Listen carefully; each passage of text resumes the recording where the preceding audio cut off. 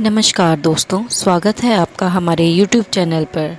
आज यह वीडियो बहुत ही महत्वपूर्ण होने वाली है क्योंकि इस वीडियो में हम जानेंगे देवशयनी एकादशी के बारे में। आप सभी से निवेदन है कि यह वीडियो अंत तक ज़रूर देखिएगा क्योंकि अंत में हम जानेंगे राशि के अनुसार कुछ उपायों के बारे में। तो आइए शुरू करते हैं। इस बार देवशयनी एकादशी का व्रत 29 जून को रखा जाएगा, यानी कि कल रखा जाएगा। इस एकादशी को हरिशयनी एकादशी और पद्मनाभा एकादशी के नामों से भी जाना जाता है। इसी दिन से चतुर्मास की भी शुरुआत हो जाती है। इस दौरान कोई भी शुभ या मांगलिक कार्य नहीं किया जाता। देवशयनी एकादशी के दिन भगवान विष्णु की पूजा अर्चना करने का विशेष महत्व है। यह एकादशी आषाढ़ महीने में मनाई जाती है। पुराणों के अनुसार यह समय भगवान विष्णु का शयन का होता है, यानी कि इस दिन से भगवान श्री हरि 4 महीनों के लिए क्षीर सागर में योग निद्रा के लिए चले जाते हैं। अब आइए जानते हैं पूजा करने का शुभ मुहूर्त क्या है। हिंदू पंचांग के अनुसार देवशयनी एकादशी का व्रत अब की बार 29 जून गुरुवार को रखा जाएगा। देवशयनी एकादशी की तिथि की शुरुआत 29 जून को सुबह 3:18 से होगी और तिथि का समापन 30 जून को रात 2:42 पर होगा। देवशयनी एकादशी के पारण का समय 30 जून को 1:48 से लेकर शाम 4:36 तक रहेगा। अब जानते हैं कि हमें देवशयनी एकादशी के दिन किस प्रकार पूजा करनी चाहिए। इस दिन व्रत करने के लिए साधकों को सुबह जल्दी उठकर पवित्र स्नान करना चाहिए। इसके बाद घर के पूजा स्थल में गंगा जल का छिड़काव करके भगवान विष्णु की प्रतिमा स्थापित करें। फिर भगवान को षोडशोपचार पूजन करें। पीले वस्त्र, पीले फूल, पीला चंदन चढ़ाएं। भगवान के हाथों में शंख, चक्र, गदा और पद्म सुशोभित करें। साथ ही भगवान को पान सुपारी अर्पित करें और दीप और फूल चढ़ाएं और भगवान विष्णु की आरती करें। अब आइए हम जान लेते हैं देवशयनी एकादशी का विशेष महत्व। सनातन धर्म में देवशयनी एकादशी को आषाढ़ी एकादशी के नाम से भी जाना जाता है। इस एकादशी का नाम 2 शब्दों से मिलकर बना हुआ है, देव और शयन। देव शब्द भगवान विष्णु के लिए इस्तेमाल किया गया है और शयन शब्द का अर्थ होता है सोना। मान्यताओं के अनुसार इस दिन से भगवान विष्णु 4 महीने के लिए क्षीर सागर में सोने चले जाते हैं। जो लोग देवशयनी एकादशी का व्रत करते हैं उनके सारे दुख और तकलीफें दूर चली जाती हैं और उनकी सभी इच्छाएं पूरी होती हैं। तो आइए अब हम शुरू करते हैं देवशयनी एकादशी की व्रत कथा। युधिष्ठिर ने पूछा, भगवान आषाढ़ के शुक्ल पक्ष में कौन सी एकादशी होती है, उसका नाम और विधि क्या है, यह बतलाने की कृपा करें। भगवान श्री कृष्ण बोले, राजन, आषाढ़ शुक्ल पक्ष की एकादशी का नाम शयनी है। मैं उसका वर्णन करता हूँ। वह महान पुण्यमयी, स्वर्ग और मोक्ष प्रदान करने वाली, सब पापों को हरने वाली और उत्तम व्रत है। आषाढ़ शुक्ल पक्ष में शयनी एकादशी के दिन जिन्होंने कमल पुष्प से कमल लोचन भगवान विष्णु का पूजन और एकादशी का उत्तम व्रत किया है, उन्होंने तीनों लोकों और तीनों सनातन देवताओं का पूजन कर लिया। हरिशयनी एकादशी के दिन मेरा एक स्वरूप राजा बलि के यहाँ रहता है और दूसरा क्षीर सागर में शेषनाग की शैया पर तब तक शयन करता है जब तक आगामी कार्तिक की एकादशी नहीं आ जाती। अतः आषाढ़ शुक्ल पक्ष की एकादशी से लेकर कार्तिक शुक्ल एकादशी तक मनुष्य को भली भांति धर्म का आचरण करना चाहिए। जो मनुष्य इस व्रत का अनुष्ठान करता है वह परम गति को प्राप्त होता है। इस कारण यत्न पूर्वक इस एकादशी का व्रत करना चाहिए। एकादशी की रात में जागरण करके शंख, चक्र और गदा धारण करने वाले भगवान विष्णु की भक्ति पूर्वक पूजा करनी चाहिए।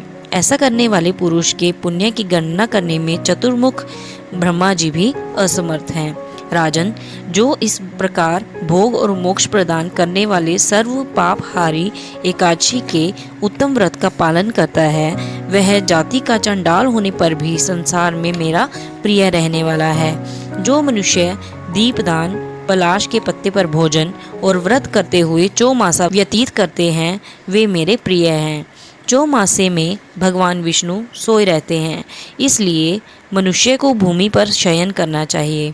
सावन में साग, भादों में दही, क्वार में दूध और कार्तिक में दाल का त्याग कर देना चाहिए। जो चौमासे में ब्रह्मचर्य का पालन करता है वह परम गति को प्राप्त होता है।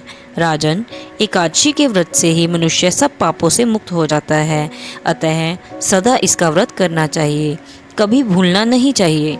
शयनी और बोधिनी के बीच में जो कृष्ण पक्ष की एकादशियाँ होती हैं, गृहस्थ के लिए वे ही व्रत करने योग्य हैं। अन्य मासों की कृष्ण पक्षीय एकादशी गृहस्थ के रखने योग्य नहीं होती।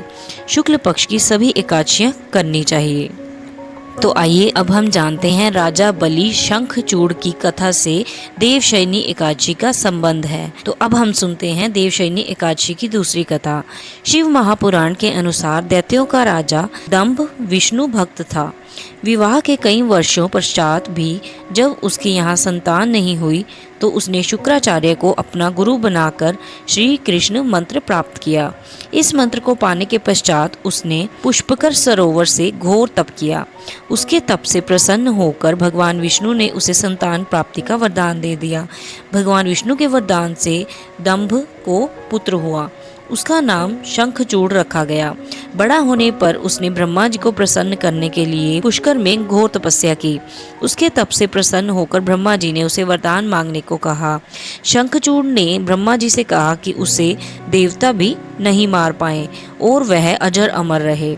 ब्रह्मा जी ने उससे कहा कि तुम अजर अमर तो नहीं हो सकते, लेकिन तुम्हारी मृत्यु विशेष परिस्थितियों में अत्यंत कठिनाई से होगी।